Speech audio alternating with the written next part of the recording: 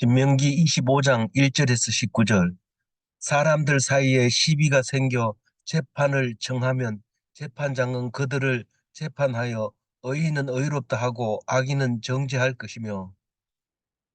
음, 우리 어제 네 가지 규례를 했는데, 담보물에 대해서 얘기했습니다. 음, 맷돌을 담보하면 안 되고 겉옷을 담보했을 때는 해지기 전에 갖다 주면 그게 복으로 바뀐다 하는 거고, 품삯을 미루면 안 된다. 해지기 전에 뭐 그날 품삯을 줘라. 어, 뭐 같은 얘기죠. 뭐 잘 수 있게 살 수 있게 해줘라 이 말이죠. 연좌제라는 말이 있었는데, 아버지 죄로 아버지가 죽고 아들의 죄로 아들이 죽는다, 그런 말을 하게 됩니다. 그리고 고아와 과부와 나그네를 위하여 항상 생각하고 살아야 그게 공의다, 그렇게 말하고 있습니다. 그게 옳다 그 말이죠. 오늘 말씀은 8가지나 되는데요. 한 줄씩 나와 있는 이 귀한 말씀 중에서 참 귀한 게 있습니다. 그 오늘은 전부 얘기하면 재판에 대해서, 다장마당의 소에 대해서, 신벗김을 당한 자에 대해서, 남자의 싸움에 여자가 끼어드는 것에 대해서, 정직한 거래에 대해서, 아말렉에 대해서, 이렇게 6가지가 나오는데, 어, 이 속에서 참 별로 도움이 안 된다 이렇게 생각할지 모르지만 보석이 안에 들어있는 거죠. 이걸 찾아내야 되지. 그냥 읽어버리면 참 쓸데없이 종이만 낭비하는 거고, 애써서 그것을 읽는 시간 낭비하는 것이 되는 것입니다. 1절부터 2절, 3절까지가 재판에 대해서 얘기하는데, 1절에서 뭐라고 얘기하느냐면, 한 뭐라고 얘기하느냐 하면, 음, 재판은 악한 것과 의로운 것을 가려내는 거다, 그렇게 얘기하는 거. 당연한 거지만 그거는 재판관이 아니라도 할 수 있지 않느냐 이렇게 물어볼 수 있어요. 재판관 아니라도 옳다 그러다 우리는 쉴 새 없이 대화 속에서 그런 말을 합니다. 그러나 그건 재판관이 재판하는 게 아니거든. 자기가 그냥 비난하는 거고 자기 생각을 하는 거죠. 근데 재판관하고 뭐가 다르냐? 재판관은 사람마다 다른 기준의 선과 악을 하나의 기준으로 통일하는 역할을 하는 거죠. 그래서 재판관은 공동체에 있어서는 꼭 필요한 거죠. 공동체라고 해가지고 똑같은 생각을 가지는 게 전혀 아닙니다. 내 생각만 하고, 내 생각, 어, 이려니, 내 생각 같으려니, 이렇게 생각하면 절대로 안 되는 거죠. 왜냐하면 사람은 자기 생각을 하니까요. 근데 자기 생각을 하니까 상대방하고 반대의 생각이죠. 근데 그것을 옳다고 얘기하는데 상대방은 그건 틀리다고 얘기하는 거죠. 그럼 안 됩니다. 그래서 재판관이 그 다른 옳고 그름의 판결의 기준을 한 공동체에서 이것이 옳다라고 말할 수 있도록 그렇게 해주는데, 그게 재판의 정의입니다. 재판이 뭐냐? 옳고 그르다고 생각하는 것을, 사람마다 다른 것을 하나로 통일시키고 공통으로 쓰게 해주는 기준을 만드는 게 재판이다. 2절을 읽어보면, 악인에게 태형이 합당하면 재판장은 그를 엎드리게 하고 그 앞에서 그의 죄에 따라 수를 맞추어 때리게 하라. 이 악한 사람에게는 어, 때리는 태형이 있습니다. 어, 뭐 다른 거는 뭐가 있느냐? 우리는 지금 감옥에 집어넣는 걸 제일 많이 크게 치는데, 사실 감옥에 집어넣으면 때리는 것보다 훨씬 힘듭니다. 돈 많이 들어가야 되고, 이 관리해야 되고, 또 탈출 한번 잡아와야 되고. 근데 가다 놓는다고 해가지고 뭐 문제 해결되는 게 아니고 돈만 들어가고 밥만 먹여야 되고 이런데, 거꾸로 악한 사람을 거기다 넣어놓고 다른 사람이 해치지 못하도록 보호해주는 역할을 오히려 하고 있는 겁니다. 그래서 이게 그 자리에서 그냥 해결해버려야 돼요. 악한 사람은 어떻게 할까요? 때려라. 얼마나 때릴까요? 죄에 따라서 재판관이 얘기하는 그 결정에 따라서 때리라. 3절에 뭐라고 얘기하냐면, 40대까지는 때리려니와 그것을 넘기지 못할지니 만일 그것을 넘겨 매를 지나치게 때리면 네가 네 형제를 경히 여기는 것이 될까 하노라. 사실 형제가 형제를 경히 여기는 것이 가장 큰 죄입니다. 누가 형제를 보고 나가라 하면 공회에 설 것이오 이런 말을 하잖아요. 그게 요 우리 공동체를 보고 욕하는 것은 그 공동체에 있어서 아주 중요한 죄를 짓게 되는 것이죠. 재판한다는 것이 오히려 그냥 어 죄를 짓게 되는 벌입니다. 이런 게 없을 수 있을까요? 참 많죠, 이런 일은. 재판관이 재판을 잘못 내리고 심지어는 자살하는 사람도 있는가 하면 재판관이 잘못했는 것 때문에 평생을 그것을 오류로 살아남는 경우가 있습니다. 그러니까 함부로 재판관이 되는 게 좋을 것처럼 보이지만 그게 죄를 지을 가능성이 굉장히 높다는 겁니다. 그런데 정해 놓습니다. 이 40대 이상 때리면 안 된다. 뭐 죽을까 봐 그렇기도 하지만 그거는 뭐 때리는 사람이 또 정도에 따라서 다를 수도 있고 또 본인 맞는 사람의 신체 건강 상태에 따라 다르기 때문에 그게 무슨 의미가 있느냐 하면 그게 아니고 형제를 경히 여기느냐. 음, 사람은 경히 여기면 안 됩니다. 그 죄는 어, 나쁘지만은 사람을 경히 여기면 안 됩니다. 그런데 우리는 보통 죄를 지으면 그 사람 옆에 아직 안 갈라 그러고 그 사람 아주 그냥 적대시 해버리고 이랬는데 우리 속에 다 죄가 있는데도 불구하고 남의 죄는 용서하지 않는 이유 때문에 그런 것이죠. 예, 왜냐하면 어, 각각의 기준이 다 다르기 때문에 그런 겁니다. 그럼 같은 기준으로 하면 어떨까? 그게 성경입니다. 우리는 누가 읽어도 이 성경은 이해가 가고 우리는 그게 수긍하게 되면 우리가 하나님과 하나가 되고 또 성경 읽는 사람이 하나님과 하나가 되고 그러면 전부가 하나가 되는 겁니다. 그렇지 않고 모여가지고 의논해가지고 이게 맞나 저게 맞나 이렇게 하면 안 됩니다. 그 답이 안 나옵니다. 어, 40대까지 때리는 거를 유대인들은 율법을 지켜가지고 어, 그 사, 잘못해 가지고 40대 넘어버리면 안 되니까 보통은 40대에 한 대 모자라는 매를 때립니다. 39대 때립니다. 최고 형을 내리고 싶을 때 39대 때립니다.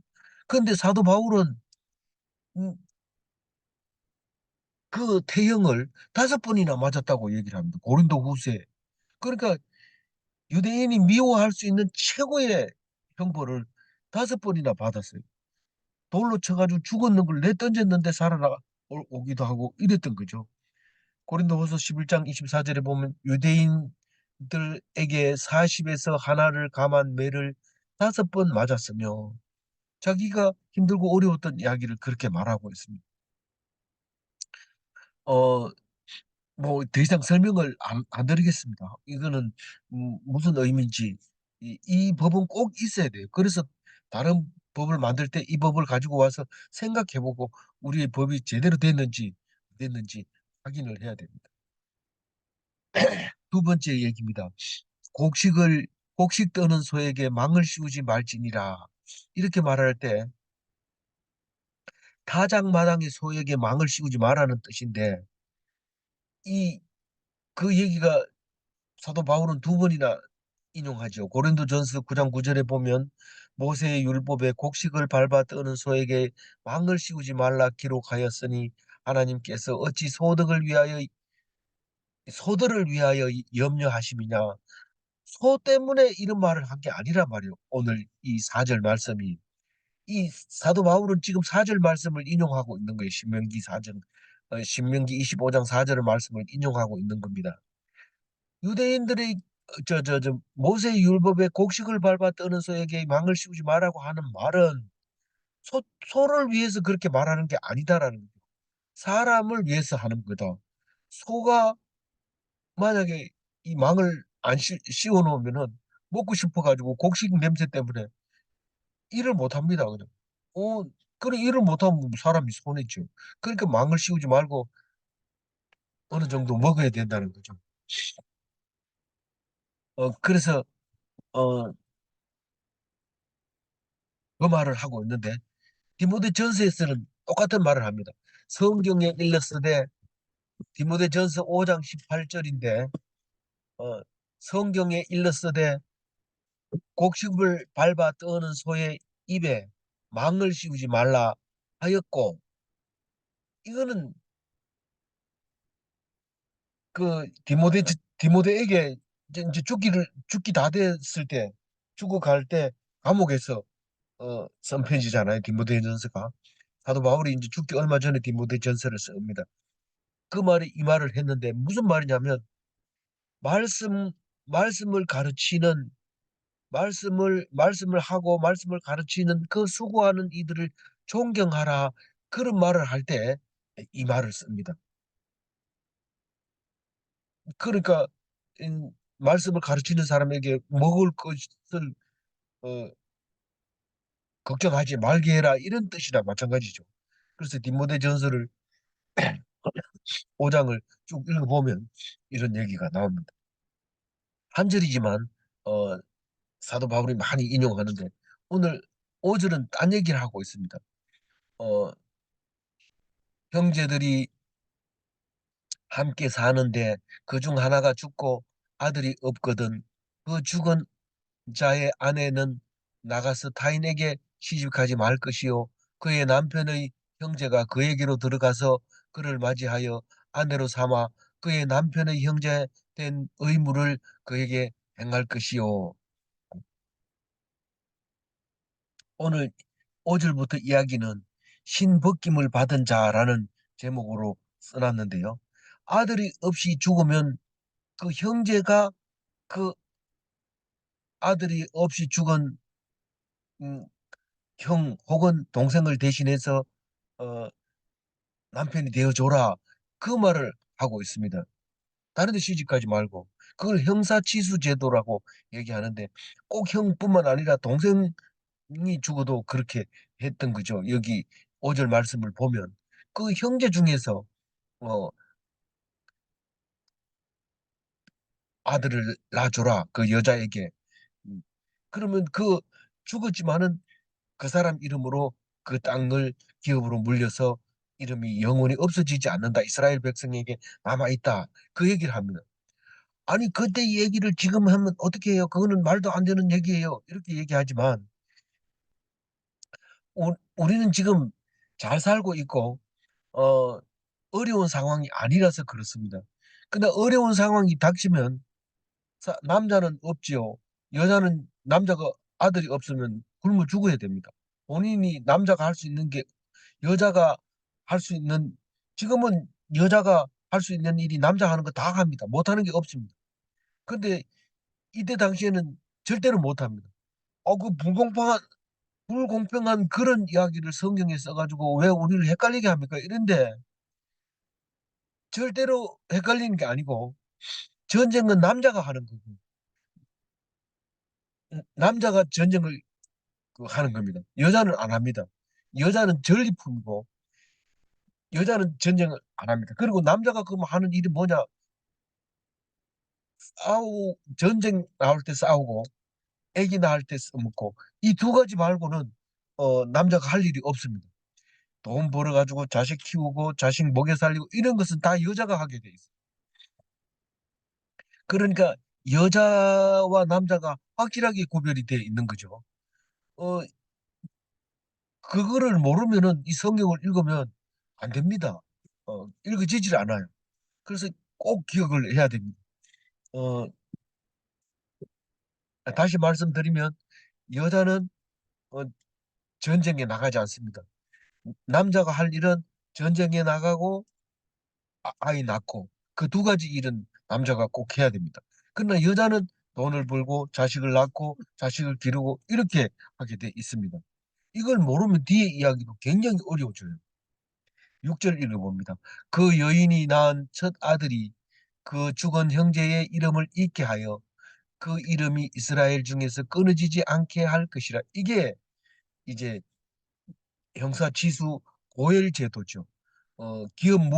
기업 물을 차죠. 기업은 혼자 힘으로 이어갈 수가 없습니다. 그래서 옆에서 도와줘야 돼요. 돈이 없어서 땅을 팔아가지고 이름이 없어질 것 같으면 가까운 사람이 그 땅을 갚아 사서 찾아줘야 돼요. 그 사람이 억울하게 죽었으면 대신 그 사람을 빚값을 갚아줘야 돼요. 그런 것인데 오늘 이야기가 그 중에 한 개 이야기죠. 어, 7절. 그러나 그 사람이 만일 그 형제의 아내에 맞이하기를 절개하지 아니하면 그 형제의 아내는 그 성문으로 장로들에게로 나아가서 말하기를 내 남편의 형제가 그의 형제의 이름을 이스라엘 중에 있기를 싫어하여 남편의 형제된 의무를 내게 행하지 아니하였나이다 할 것이요. 무슨 말입니까? 음, 그, 이 아이를 낳지 않고 아들을 낳아주지 않고 그만 남편이 죽어버려. 그 땅으로 가지고 있던 그 땅이 지금 물려받을 사람이 없게 됐어요.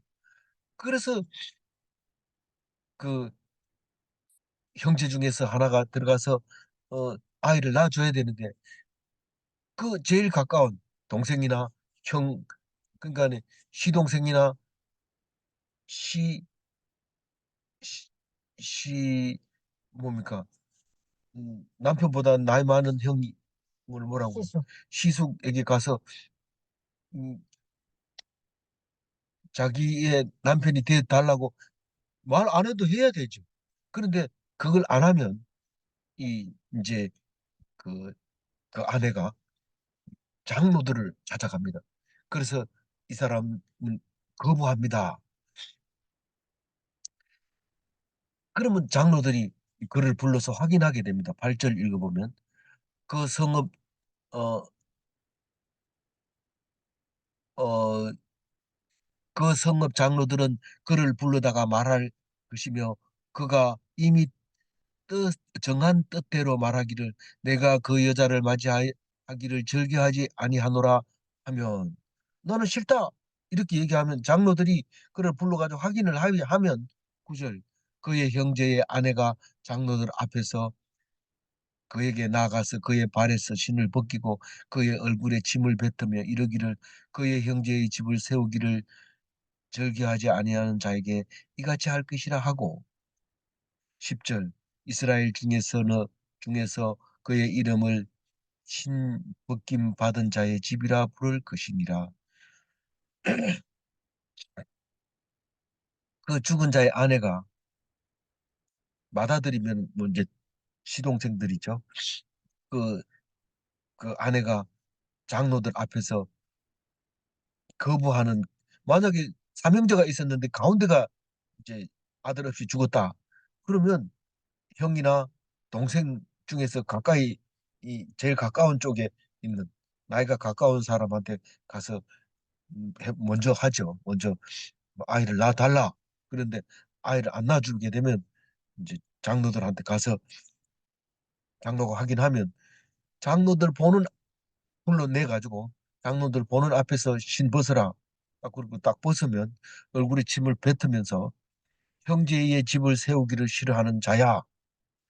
이제부터 너네 집을 신벗김을 받은 자의 집이라고 부를 것이다. 이렇게 말하라는 거죠. 고해를 포기한 거죠. 근데 이 고해를 포기한 사람이 대표적인 게 그 예수님의 조상 중에는 오난이라는 사람이 있습니다. 삼형제가 있었는데 엘과 오난과 셀라가 있었는데 유다의 아들들이죠. 근데 유다가 그 애를 장가 보냈는데 그 다말이라는 여자하고 결혼했는데 애가 일찍 죽어버렸어요. 그러니까 오난 네가 들어가 가지고 아기를 낳아줘라. 이러니까 아버지 말을 듣는 척하면서 가가지고 그냥 딴 데다가 설정을 해버린 거예요. 그래서 아기를 안 낳게 해준 거예요. 왜 그랬을까요? 거기 그 땅을 아들을 낳아주면 아들을 관리해줘야 되죠. 다 키워줘야 되죠. 그 땅 나오면 그 땅도 그 이름으로 해줘야 되죠. 자기는 남는 게 없어요. 근데 이건 의무래요. 의무지. 그게 뭐 남는다고 해주는 거고 돈 된다고 해서 해주는 게 아니거든요. 근데 의무를 안 한 거예요. 그래서 오나는 즉스 저기 바로 죽여버립니다. 그래가지고 이제 그 막내 그러면 세 번째가 들어가야 될 거 아니에요. 세 번째가 가깝기 때문에 들어가야 되는데 아버지 유다가 이 셀라 또 집어넣으면 이 다말이 이게 보통 여자가 아닌데 이 잘못하면 셀라까지 죽이면 다 대가 끊길 뿐만 아니라 큰일 날 것 같으니까 셀라를 어리다고 안 들어보내줍니다. 그 하- 다말이 가만 생각해 보니까 이거 뭐 완전히 신세 조진 거 아닙니까? 그래가지고 이제 뭐라고 할까요? 음, 뭐 죄송합니다. 그거밖에 못해서. 그래가지고 이제 이 기생 모습을 해서 그 집의 피를 얻겠다는 거죠. 유다를 유인해서 아기를 가집니다. 그 유다는 몰랐죠. 몰랐는데 나중에 이제 이 며느리가 딴 사람하고 임신했다 생각하고 죽이려고 돌에 쳐 죽이려고 그랬는데 그 증거로 그때 받아 나온 게 있는 걸 증거물을 줌으로써 살아납니다. 네가 내보다 낫다 이러면서 어 그 이 기업을 살리려는데 애를 썼다. 그래가지고 쌍둥이를 낳는데 헤스론하고 이제 저 베레스하고 세라를 낳거든요. 근데 세라가 손을 먼저 내미는 바람에 산파가 손에다가 빨간 줄을 매가지고 손을 먼저 내민다고 둘이 같이 못 나왔잖아요. 그래서 손을 집어넣고 알을 꺼냈는데 그게 먼저 나온 게 베레스고 빨간 손에다가 빨간 줄을 맨 거는 먼저 나왔다고 해가지고 표식을 해놓은 겁니다. 나중에 꺼내보니까 나중에 나왔지만 그게 손이 먼저 나왔기 때문에 세라가 맞으라고 얘기를 하고 있습니다. 근데 그 베레스가 예수님의 조상이 되죠. 그래서 예, 베레스가 헤스론과 하물을 낳고 그래서 예수님의 조상 중에는 고해를 거부해가지고 생긴 조상도 있고 어 그다음에 어 예수님의 조상 중에 고헬로 해서 이어지는 것도 있는데 그게 루기에 나오는 그 룻이 이민 갔다가 쫄딱 망하고 며느리 데리고 옵니다. 그래서 며느리가 룻이인데 룻이 그 기업 물을 자 보아스한테 가가지고 아기를 낳아가지고 오벳을 낳고 이세를 낳고 다윗을 낳고 그래서 다윗의 정조 할아버지 보아스가 되는 거죠. 이세의 아버지를 낳는 거죠. 그래서 그게 기업 물을 때 보면 자세하게 나옵니다. 신발을 벗어 자기가 던지면서 포기합니다. 기업 무르는 걸 포기한다. 이렇게 그 다음 순서에 보아스가 돼가지고 보아스를 보아스가 아기를 낳게 됩니다. 그게 이제 그 어, 예수님의 조상이 되는 거죠. 그, 그래서 어, 오늘 말씀은 기업 물을 자를 말하는 건데 제목은 뭐라고 했어요? 어,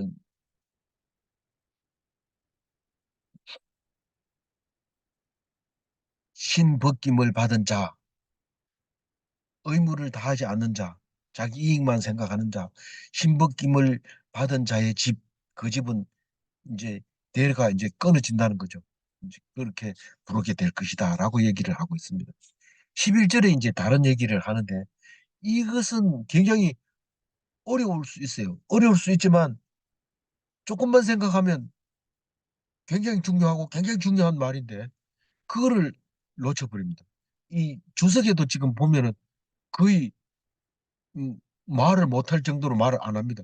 무슨 말일까요? 11절 읽어봅니다. 두 사람이 서로 싸울 때 한 사람의 아내가 그 치는 자의 손에서 그 남편을 구하려 하여 가까이 가서 손을 벌려 그 남편의 음낭을 잡거든.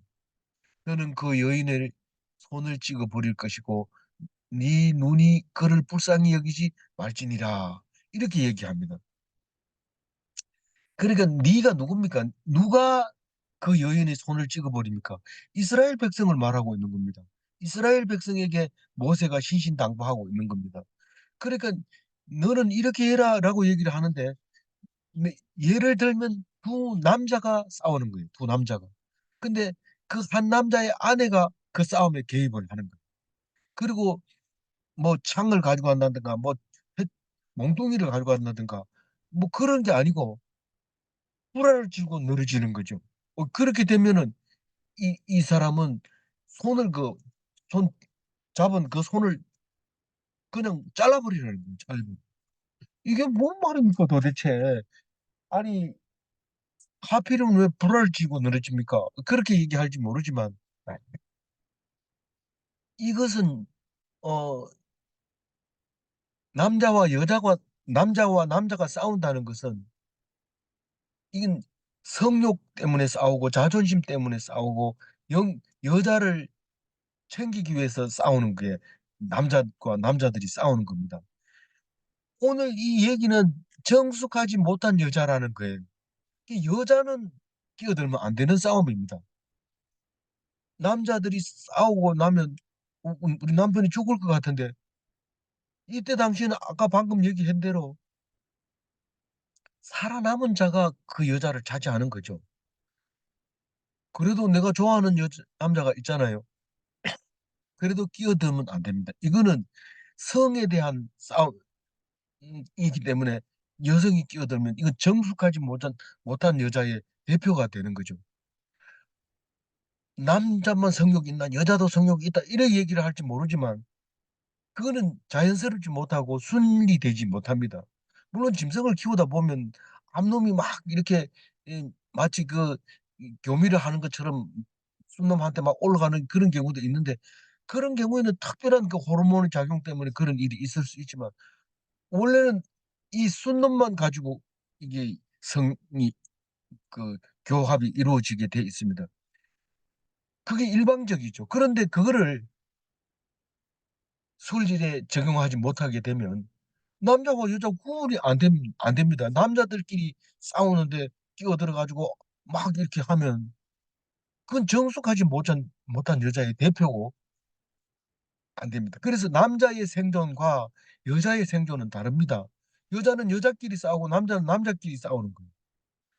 여자하고 남자하고 어울려 가지고 싸울 수 있죠. 당연히 뭐 잔다르크라든가 뭐 저기 데보라라든가 이런 사람들은 얼마든지 싸우죠. 근데 그런 싸움이 아니고 이건 다른 걸 아니고 성기를 잡고 댕겼기 때문에 이것은 만약에 여러분 생각해 보세요. 그 순놈과 안놈 성기를 드러낼 수 있다는 것은 그건 관계가 보통 관계가 거든요. 이러면 안 된다는 거예요. 이 부끄러운 게 있어야 되고 이렇게 하지 말아야 되는 게 있어야 되는데 무조건 이기는 것이라고 생각하면 되는 거예요, 남자와 여자는. 그래서 여자가 남자를 선택하게 돼 있지 않습니다. 창세기부터 시작해서 남자가 여자를 선택하게 돼 있습니다. 뭐 고린도전서를 봐도 마찬가지고 하나님이 우리를 택한 것처럼 남자가 여자를 택하는 거예요. 지금 요즘 그건 옛날 얘기죠. 그 그런 것은 지금 형편이 어렵지 않으니까 그렇지 어려우면 뭐 당연히 이 성경 말씀이 맞는 거죠. 어렵다는 게 뭐냐? 전쟁에 나가고 남자가 졌고 이럴 때는 여자가 남자를 뭐 한 남자를 놓고 여자가 하룻밤만 재워 자고 가세요 하고 매달린다고 성경에 나오잖아요. 뭐 그런 일이 있을 수 있지만 어쨌거나 남자가 옆에 안 오면 여자는 선택권이 없습니다. 아 그러면 우리 유교하고는 많이 다르네요. 유교하고 기독교하고는 다른 것이 바로 이 신명기 20 몇 장이죠? 25장 어 그 11 절에 있는 것을 보면 완전히 다릅니다. 그리스도 교회에서는 연료가 없습니다. 연료가 없습니다. 살아남는 게 중요한 겁니다. 그래서 아들이 있어야 되고 남편이 있어야 됩니다. 그래서 여자의 주적은 남자가 아닙니다. 여자의 주적은 여자고 남자의 주적은 남자입니다. 여자가 음, 뭐 여자끼리 싸워가지고 뭐 살아남느냐 그런 건 아니지만은 그래도 여자하고 싸울 때는 누가 더 예쁘냐 예쁘게 하는 것이 경쟁의 대상이 되는 거죠. 남자는 어떻게든지 남자를 없애야 됩니다. 놔두면은 결국은 여자를 차지하기가 어렵게 되죠. 그러니까 동물의 세계나 마찬가지죠. 남자, 여자라고 하는 것은 동물적인 차원을 얘기하는 거죠. 그래서 남자와 여자는 서로 공생하는 관계지 싸우는 관계가 아닙니다. 절대로. 어, 남자, 여자 싸우는, 특히 성기를 들고 싸우는, 남자들끼리 싸우면은 성기를 아무리 목숨을 걸더라도 성기를 들고 싸우지는 않습니다. 근데 여자가 남자의 성기를 제일 잡기가 좋은 상태로 돼 있기 때문에 그걸 잡았다는 것은 그대로 요걸 말씀을 그대로 읽는 것이 아니라 이게 남자 여자의 그 성격을 가지고 공격을 하는 거나 마찬가지죠. 이렇게 하면 안 되는 거죠. 그래서 여자의 여자가 선택한다면 이건 순리에 맞지 않는 거다라는 것이고 하나님의 선택권이 우리 우리를 선택한 것처럼 우리가 예수님의 신부가 됐다는 뜻은 예수님이 우리를 선택했다는 거지. 내가 마음대로 그냥 나 이제부터 예수님 아내야 이렇게 얘기를 할 수가 없다는 거죠. 그래서 남자가 선택하는 거다. 근데 그거를 여자가 직접 뭐 칼 들고 싸우는 게 아니고 이상한 짓을 해서 그렇게 했다는 것은 순리에 맞지 않다. 이것은 주권으로 말하고 있으면은 주권으로 말하면 자살하는 거나 마찬가지입니다. 자살을 할 수 있다고 생각하지 모르지만 자살은 엄연히 살인입니다. 살인은 당연히 죽여야 되죠. 그럼 죽은 사람은 어떻게 죽이냐? 죄인으로 취급하고 자살한 사람은 그 죄인으로 합니다. 만약에 자살 미수하면은 살인 미수하고 똑같이 감옥에 넣는 거나 마찬가지입니다.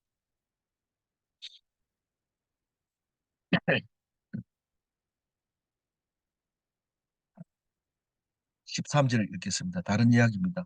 너는 네 주머니에 두 종류의 저울추 곧 큰 것과 작은 것을 넣지 말 것이며 이것은 공정한 상거래를 지금 얘기하고 있는데 어, 우리가 가장 어, 그, 그 속이는 그의 대표적인 게 저울추를 속이는 겁니다. 옛날부터 지금까지 저울추를 속이는 게 처음 음, 그 부정의 시작이었던 거죠. 그래서 내 집에 두 종류의 대, 곧 큰 것과 작은 것을 두지 말 것이요.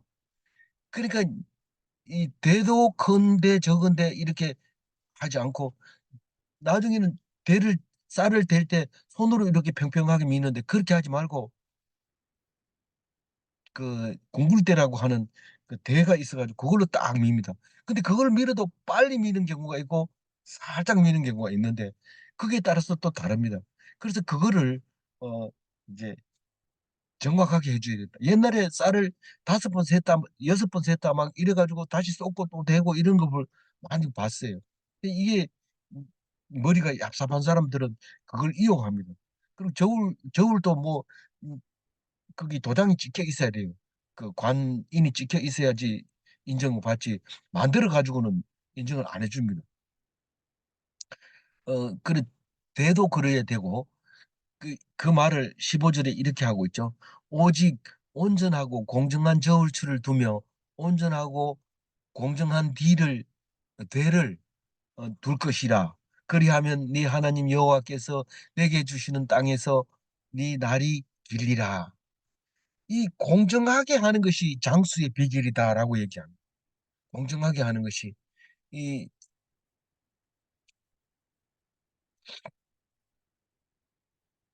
그래서 온전하고 공정한 저울추와 온전하고 공정한 대 이것은 장수하게 되고 16절에 읽어보면 이런 일들을 행하는 모든 자 악을 행하는 모든 자는 네 하나님 여호와께서 가증하니라.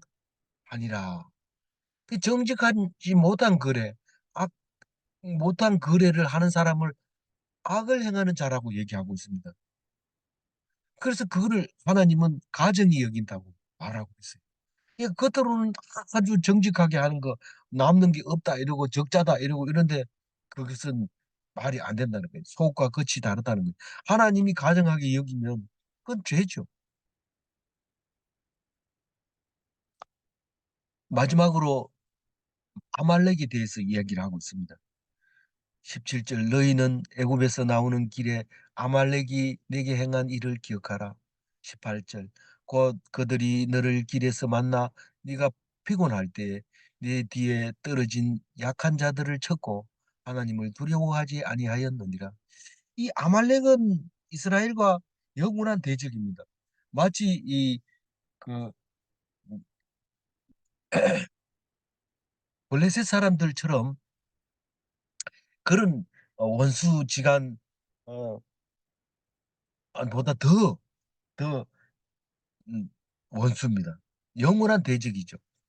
어, 이 아말렉은 누구냐 하면 에스하고 아다 사이에 난 엘리바스, 그 엘리바스 그러니까 에스의 장남이라고, 장남으로 봐야 될지 그걸 제가 안 찾아봤는데, 에스와 이다 사이에 엘리바스가 나고 엘리바스와 딥나 사이에 아말렉이 납니다. 그래서 그 아말렉은 나중에 이제 사울 왕이 다 죽이라고, 다 죽여야 되는데 사무엘이 사울 왕 보고 싹 죽이라 했는데 이 왕을 살려가지고 옵니다.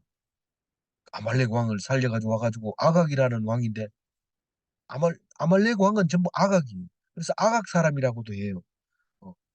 근데 그 아각 사람을 음, 저기 안 죽이고 붙들어 와가지고 사울이 자랑합니다. 내가 이렇게 아말렉 사람을 잡아왔다, 왕을 잡아왔다 이랬는데 사무엘이 바로 와가지고 끌어내가지고 칼로 찔러가지고 쪼개버립니다. 그리고 사울을 말 안 들었다고 왕으로서 이제 폐위를 시켜버립니다. 그 사무엘이 그랬는데 그럼 끝난 거 아닙니까? 이런데 그 아각이 아내가 임신을 해서 도망을 갑니다. 그래서 그 낳은 게 아각 사람들이에요. 아각 사람들 중에서 하만이라는 장군이 있었는데 BC 400년에 페르시아의 그 어, 에스더가, 이스라엘 백성이 유다 백성이 아닙니까? 거기 갔을 때 하만 장군하고 둘이서 이제 왕궁에서 싸우는데 하만 장군이 나중에 집니다. 그래서 몸에 달아 죽게 됩니다. 그때 아말렉 사람, 아각 사람 하만이 나온 게 되는데,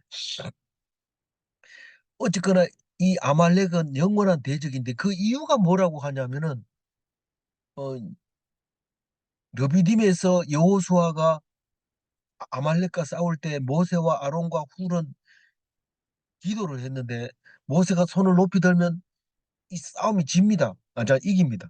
모세가 팔이 아파가지고 팔을 내리면 싸움이 집니다. 그러면 아론과 훌이 양쪽에 팔을 붙잡고 높이 들어서 여호수아가 다 이길 때까지 기도했던 그건데, 그게 아말렉과의 전쟁이었죠.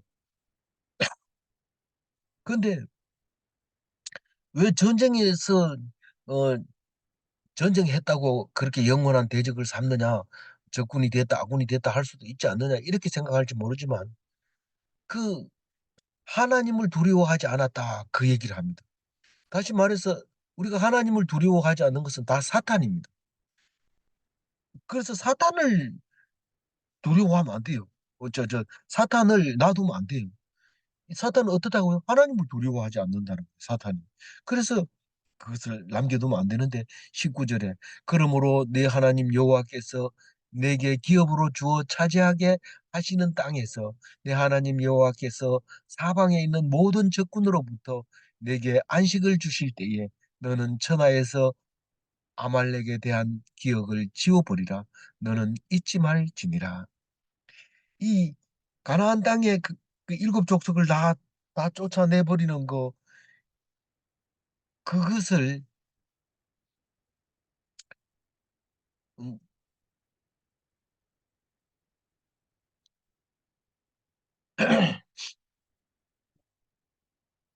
사탄을 다 없애버리는 것과 같이 얘기를 하고 있는 겁니다. 다시 말해서 모든 사탄을 이길 때 아말렉 존재도 완전히 없애버려라. 아말렉 존재를 없애버릴 때 그게 최후의 승리다. 마지막이다. 그 얘기를 하고 있는 겁니다. 어,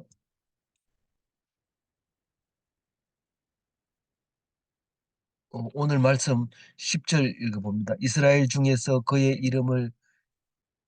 이름을 신벗김 받은 자의 집이라 부를 것이니라. 어, 그렇게 말하면 우리는 이상할 것 같지만 전혀 이상하지 않습니다. 형사 치수 제도는 이스라엘의 고엘 제도입니다. 고엘 제도는 기업 물을 자의 의무입니다. 질문합니다. 기독교는 유교와 다른가? 기독교는 유교하고 다릅니다. 연례가 없습니다. 두 번째 질문, 기독교는 연례가 없는가? 이 이스라엘 백성은 겨우겨우 살아남는 게 성경이고 유교는 태평성대에 생긴 법이 유교입니다. 그러니까 이거 완전히 다른 거죠. 다릅니다. 그래서 어, 유교에서는 여자를 어떻게 에, 대했는지 모르지만 기독교에서는 여자가 남자들이 싸움에 성을 가지고 들어가 가지고 성 남녀 성 말합니다. 성을 무기로 삼아서 상대방을 공격하면 손을 잘라버려요. 그리고 불쌍히 여기지 말라는 거예요. 무자비하게 잘라라는 거예요. 악을 죄로 여기라는 거예요. 그게 악한 거기 때문에 죄로 여기라. 그래서 이 말을 꼭 기억해 주시기 바랍니다. 기도하겠습니다. 어, 지금처럼 우리들이 잘 살고 있을 때에 날마다 전쟁하고 남자 몇 명 안 되는 그 시대의 율법을 가지고 왔을 때 우리는 맞지 않는다고 하면서 안 읽게 됩니다. 그래서 잘 살게 되면 기독교가 없어지게 되는 것을 볼 수 있는데 그러나 하나님의 말씀은 영원하고 아무리 잘 산다고 하더라도 말씀은 없어지지 않습니다. 그래서 부자가 천국 가기에 힘들다는 것이 이해되게 해 주심을 감사합니다. 먼 여행 중에 무사히 다녀오게 해 주시고 피곤한 중에 묵상할 수 있게 해 주셔서 감사합니다. 묵상 중에 정리되지 못한 것이 있다면 용서하여 주시고 인도하여 주옵소서. 내일부터 또 정상적인 묵상을 할 수 있도록 도와주옵소서. 감사하옵고 우리 주 예수 그리스도 이름으로 기도 올리옵나이다. 아멘.